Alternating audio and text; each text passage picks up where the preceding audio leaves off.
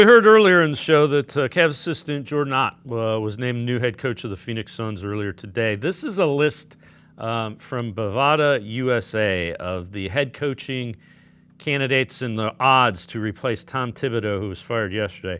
Johnny Bryant, Cavs assistant, is top on that list. They have Kenny Atkinson second, and Michael Malone is not on this. So I preface it like that.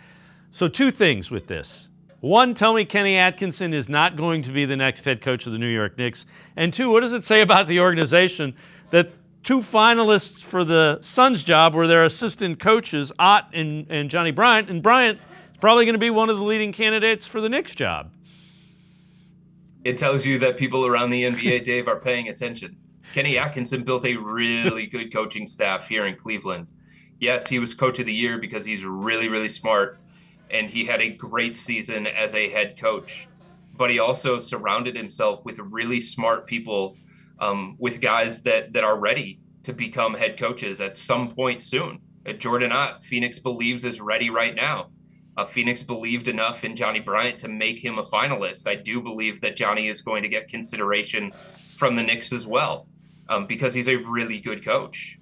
And when you surround yourself with smart, good people, you're going to have a chance to thrive. And that's what Kenny built here in Cleveland. So the 64-18 record, it's a little bit Kenny Atkinson, it's a little bit of the front office, it's a little bit of the roster, it's a little bit of the assistants.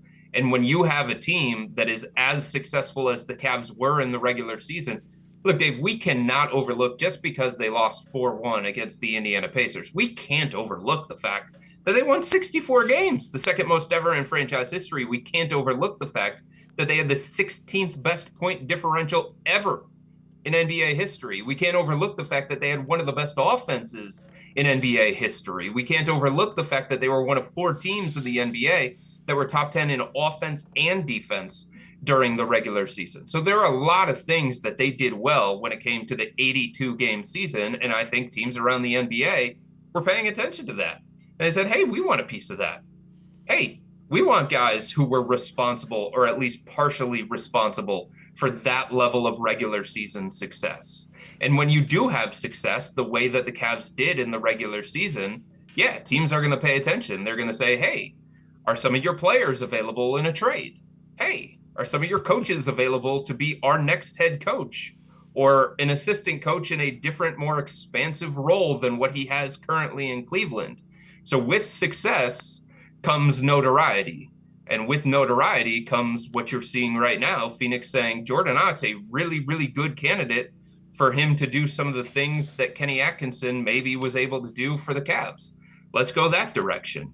Maybe the Knicks say Johnny Bryant's the same kind of guy. But that's what comes with being a successful organization. And for all of the stumbles that the Cavs had in the playoffs against Indiana, there's a reason why going into next year, odds makers think they are once again one of the title favorites.